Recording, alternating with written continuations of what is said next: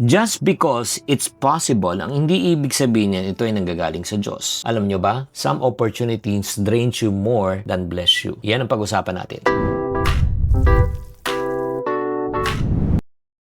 Hi there, this is Shinkitan, your pambansang world coach. Sino sa inyo dito ang nagpe-pray kay God? Siyempre, lahat tayo. I also pray. One thing that I've learned in life, provision never steals your peace. It should give you progress. The mistake na parating iniisip po natin, every opportunity is from God. No. Alam mo, may mga iba yung opportunity hindi nanggagaling sa Diyos, nanggagaling rin sa kaaway. Kaya nga sa video na ito, pag-uusapan natin the difference between provision and distraction. I've said yes, honestly for my part. Ako na-experience ko, I've said yes to many opportunities.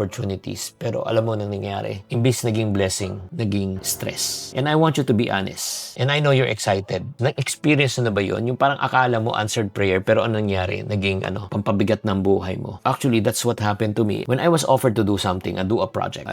Yun nga, pinag-aralan namin, yung company, we made due diligence. However, hindi naging honest yung kumpanya, hindi dinisclose sa amin lahat. So, we interviewed, we talked to them, we thought it was okay. Pero unfortunately, meron silang hindi sinabi sa amin. Nang dahil doon, nasira po ang aming brand. So ano po nangyari? Imbis na kumita kami, nalugi po kami. We lost millions because of that deal. Kaya nga, I just want to encourage you.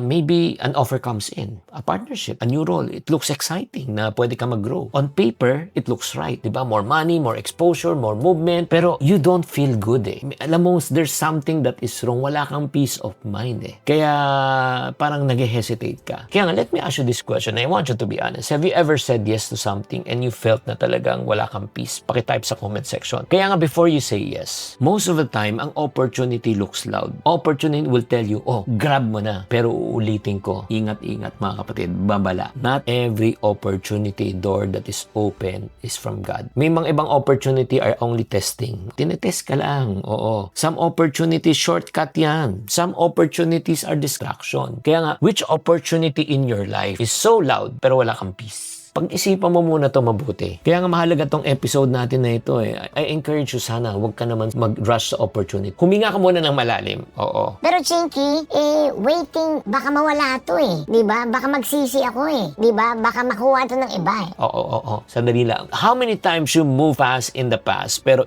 pinagsisihan mo in the end? Again, listen, availability is not confirmation. Hindi porket may kita, hindi porket may pera, hindi porket may promotion, tama na siya. Hindi naman tinatanong kung kaya mong gawin eh. Tinatanong minsan ni Lord eh, dapat mo bang gawin? Kasi may mga opportunities, sa totoo lang, it will drain your peace. Mawawala ang peace of mind mo. May pera nga, pero wala kang peace of mind. Nakakasira sa ibang tao. Yung values mo nako-compromise. Maganda sa labas, hindi masarap sa loob. Isipin mo to mabuti. Itong opportunity na in-offer sa'yo, anong magiging cost niyan in the long term? Para matulungan kita mag-isip kung tama talaga yung desisyon mo. Gamitin mo tong mga filters na ito. Number 1, tanungin mo sarili mo. Does it require you to compromise your values? O yung pagkatao mo. Like for example, marami po nag-offer sa akin na mag-promote ako ng sugal. Malaking pera, pero hindi ko gagawin. Marami rin nag-offer sa akin na mag-promote ako ng online lending app. Marami kang followers para umango tayo. Iponaryo kami. Marami nag-offer sa akin na mag-promote ako ng mga investment na hindi ko gagawin. Kaya nga marami akong mga tinatawag na AI na scam na ginagamit po yung voice ko. Pero hindi ako yun. I will never compromise my values. Number 2, tanungin mo sarili mo. Nafu-fulfill ba yung purpose mo o nape-pressure ka lang na kailangan mo i-grab tong opportunity na ito? Kasi natatakot ka baka kunin ng iba. Kahit kunin ng iba, okay lang yan. Pero hindi yan ang purpose and calling mo eh. And then the third question is this. Meron ka bang peace of mind pag tinanggap mo to? Na alam mo talagang makakatulog ka na mahimbing. Alam mo, kung hindi mo masagot tong tatlong question na ito, ibig sabihin, hindi ito galing kay Lord. You know what? When you say to wisdom, alam mo ang nangyayari niyan. Kung nagtitiwala ka sa proseso, nagtitiwala ka kung anong paggagawa sa'yo ni God, number 1, it will protect your peace of mind. It will preserve your energy. Diba? At the same time, hindi ka mai-stress. So my question to you is, what would you like to gain? Meron ka ngang pera, pero wala kang peace of mind. Anong gusto mo? Kaya tanggalin mo na yung FOMO mentality mo, kapatid. Hindi to aksidente na pinapanood mo tong video na ito. Timing na timing to. Uulitin ko, availability, it will say it's a confirmation. Provision that is not from God will just weigh you down. The right thing with the wrong timing is still wrong. Remember,